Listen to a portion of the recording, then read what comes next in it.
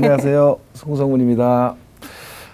올해 한 해도 여러분들 우리 직원 프로그램을 통해서 여러분들의 부동산에 대한 고민 또 여러 가지 부동산에 대한 어떤 투자 이런 부분들 많이 상담 열심히 한번 해보겠습니다. 많이 시청해 주시고요. 궁금하신 거 있으면 방송 시간 1시간 동안 전화 많이 주시면 최대한도로 열심히 제 경험을 살려서 상담해 드리도록 하겠습니다.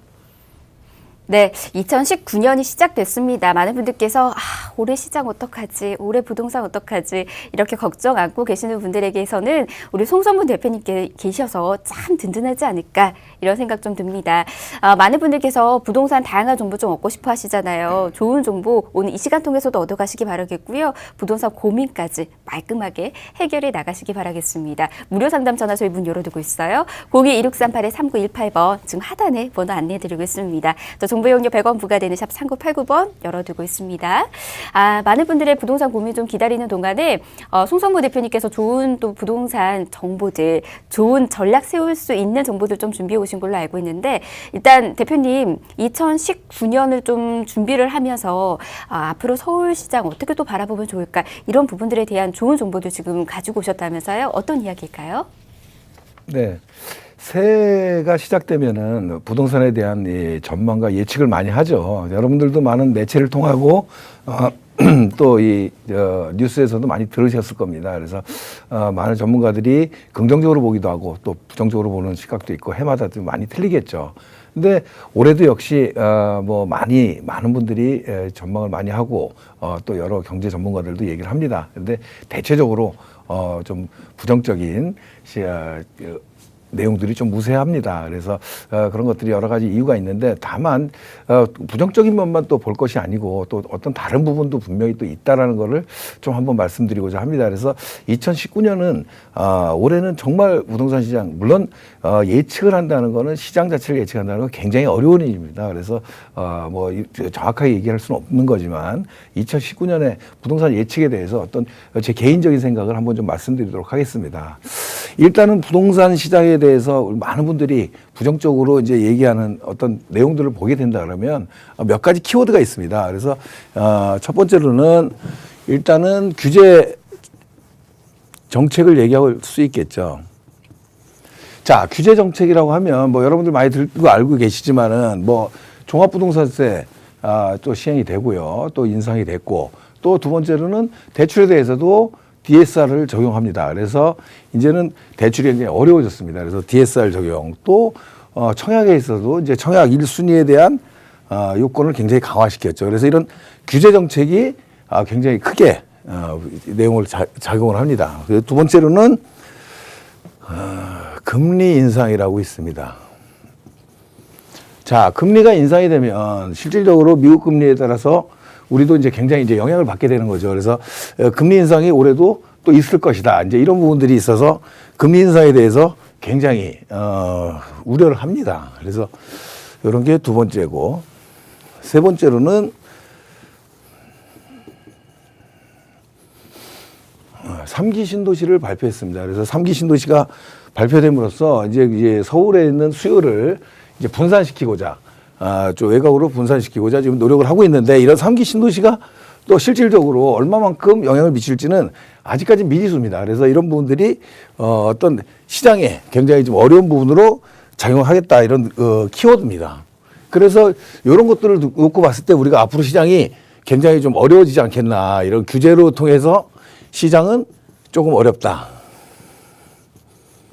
이렇게 지금 보는 거고요. 그래서 근데 여기서 지금 우리가 좀 간과하지 말아야 될 부분들이 있습니다. 그래서 첫 번째로는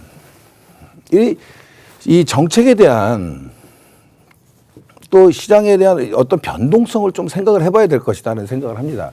이건 뭐냐면 사실 이런 것들이 미래 예측이지만 이런 규제 정책이라는 것도 사실은 경제하고 굉장히 밀접한 연관이 있습니다. 그래서 이 경제가 사실적으로 우리 올 한 해 경기가 많이 좋지 않아진다 그러면 실질적으로 건설, 부동산 이런 부분이 우리 경제에 굉장히 중요한 역할을 합니다. 그런데 지금 거래 절벽이라든가 이런 것들이 나오면서 어려워졌잖아요. 그래서 이런 것들이 정책 자체에 대해서 조금 변화가 있을 수도 있다. 물론 정부에서는 어떻게 생각하고 있는지 모르겠지만 실질적으로 계속해서 경기가 어려워진다고 하면 이 정책에 대해서 조금 변동성이 생기지 않겠나 이런 생각이 드는 거죠. 또 한 가지는 이 금리 인상에 대해서도 사실 미국 금리 인상에 대해서 우리 금리가 굉장히 영향을 받는 건 사실이지만 사실 미국에서도 지금 뭐 미국 트럼프 대통령과 미국 중앙은행적인 뭐 연준하고 지금 굉장히 의견 차이를 보이고 있거든요. 그래서 금리 인상에 대한 것도 사실 어떤 식으로 인상을 계속해서 갈지 또 어떤 식으로 갈지는 좀 불확실합니다. 그래서 이런 것들이 그냥 계속 우리가 부정적인 요인으로만 볼 것은 아니다. 이런 생각이 들고.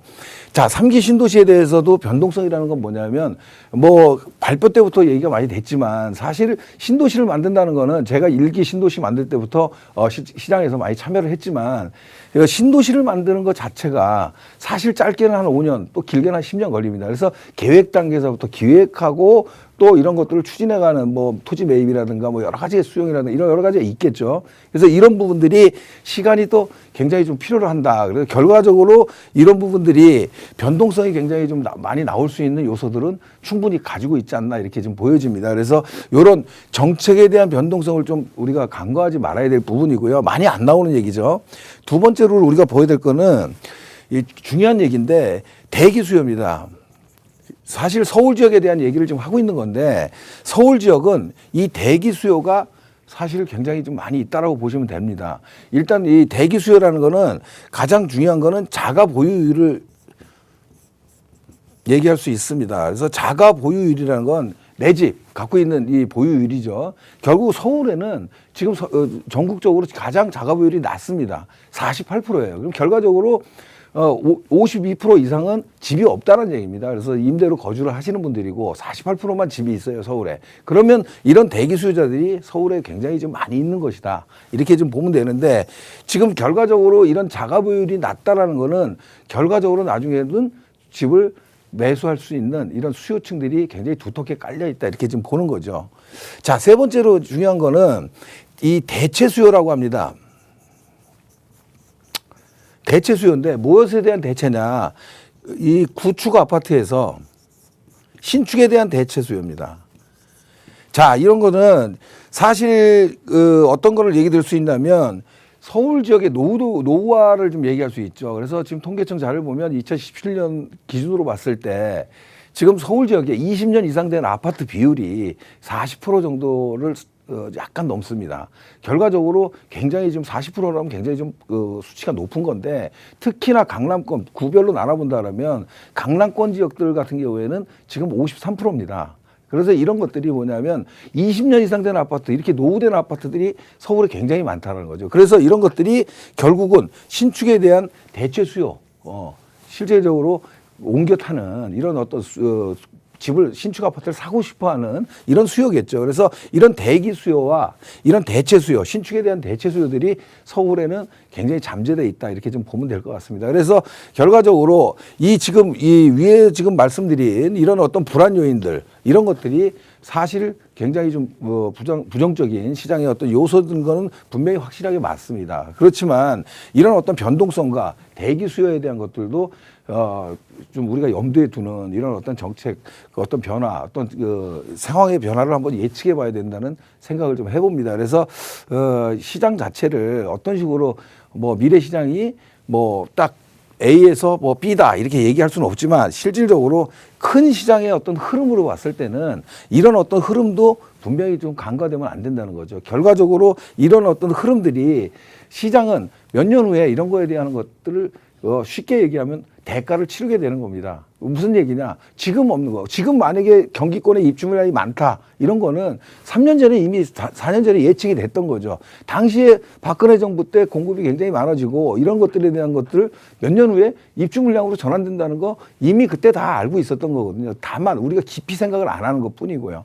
이런 어떤 대체 수요, 이런 어떤 수요층에 대한 것들도 우리가 지금 이 윗부분에 가려서 얘기는 안 하고 있지만 사실은 몇 년 후에 충분히 발생할 수 있는 일들입니다. 그렇다면 지금 이런 어떤 시장의 혼란 속에서 예측이 쉽지는 않지만 우리가 가장 보수적으로 접근해 본다고 한다면 서울 지역에 어떤 신축 주택, 이 대체 수요들이 많이 찾고 있는 이런 것들은 좀 앞으로도 희소성이 계속 높지 않겠나 이렇게 지금 보는 거죠. 특히나 중심권 지역에 뭐 신축 아파트라든가 또 아파트가 아니면 신축 소형주택이라든가 뭐 이런 것들은 앞으로도 어떤 안정성에 있어서는 지금 좀 보장을 받지 않나 이렇게 봅니다. 그래서 만약에 이런 것들이 변동성으로 많이 작용을 한다고 하면 그런 것들을 선점해 놓고 있는 이런 부분에 대해서는 투자에 있어서는 굉장히 좀 중요한 부분이 되지 않겠나. 올 한 해 정말 어렵다고들 하지만 사실은 내용을 좀 깊게 따져보면 그렇게 어렵지 않다 이렇게 판단이 듭니다.